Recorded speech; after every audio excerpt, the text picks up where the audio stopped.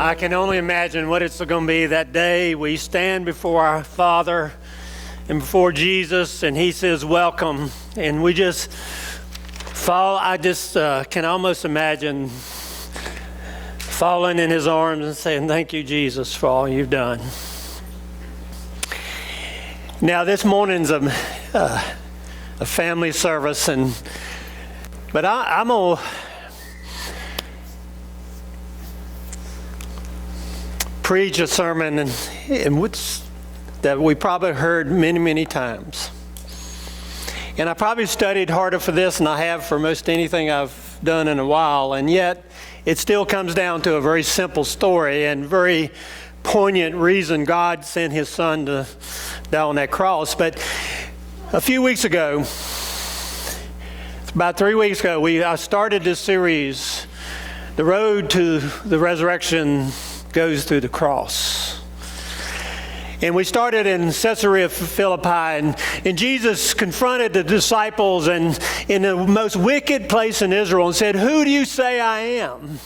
And Peter replied, "You are the Christ, the Messiah, the Son of God."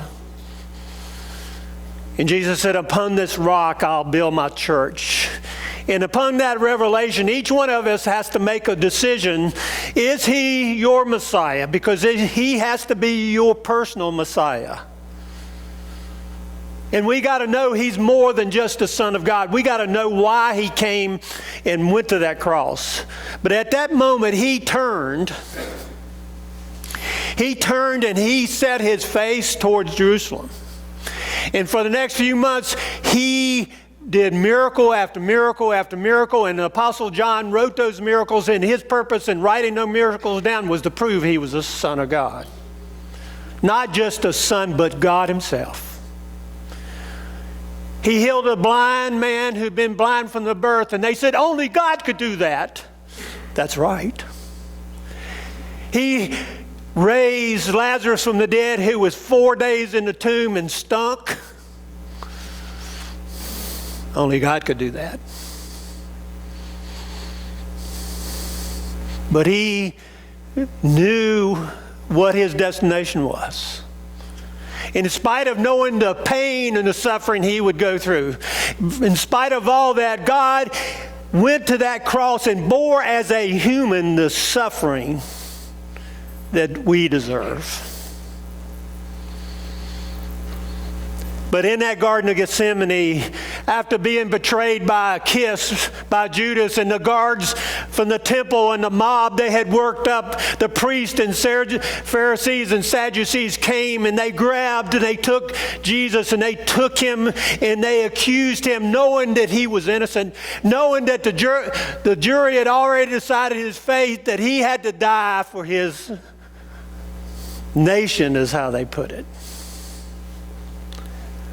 But He died. They had made up their mind because He had to die not for Israel, but for their position and power and wealth. It wasn't a religious decision. It was a political decision. It was a personal, self-centered decision by the Sadducees and the Pharisees.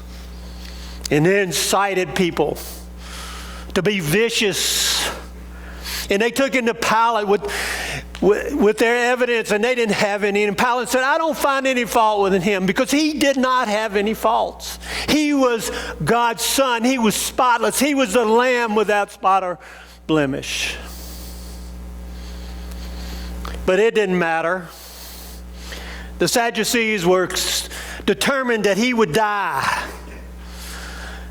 because He threatened their nice little system of control, their partnership with Rome. But it didn't matter. They were being used by God for His purposes.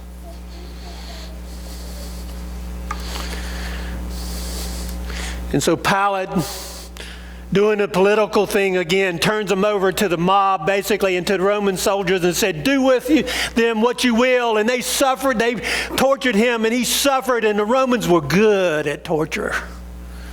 They were good at intimidation. They want to make sure everyone around them knew that they were in charge. But they didn't even know it. God was in charge. He allowed them to do this to Jesus. And they took him to that cross and they nailed his hands and feet and they hung him up there.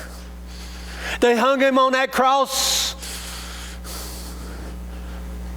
so that everyone would see, stripped naked, bleeding, bare with a crown of thorns, saying the King of Kings and above King of the Jews. But they were humiliating in the road where everyone could see. Rome wanted to see everyone to see the intimidation